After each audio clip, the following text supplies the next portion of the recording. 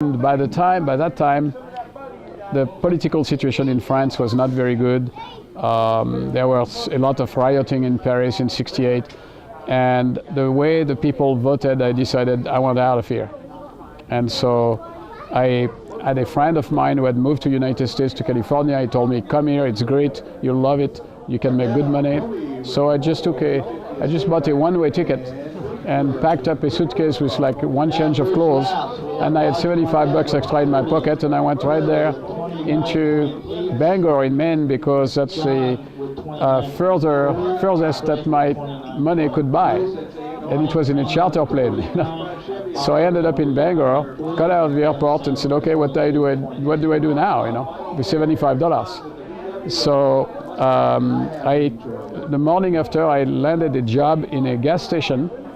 And basically the guy let me sleep on the floor in a gas station at night for about like 6 weeks, and I earned enough money so that I could actually buy a motel room, and then eventually I hitchhiked my way to California, and there everything like opened up. I found a good job immediately, paying more money than I had ever been paid, and then I quit that job and went to work for Al Regan of Regan Slot Cars.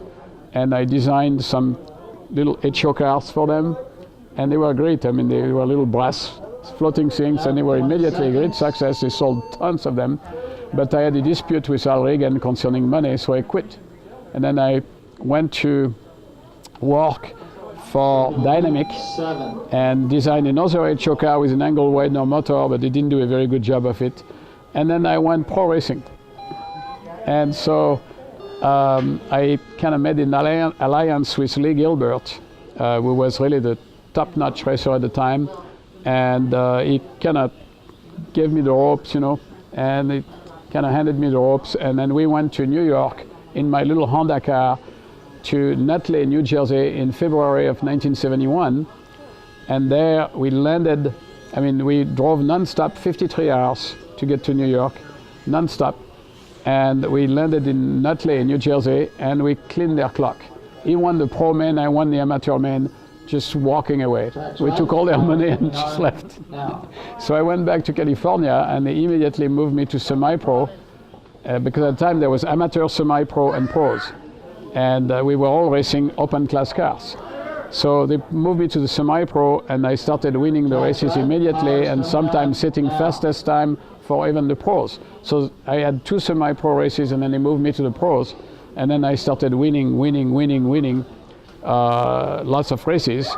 And then I was picked up by Bill Stubbe in the team Checkpoint, because I was beating his kids with my own crap, So he didn't like that too much.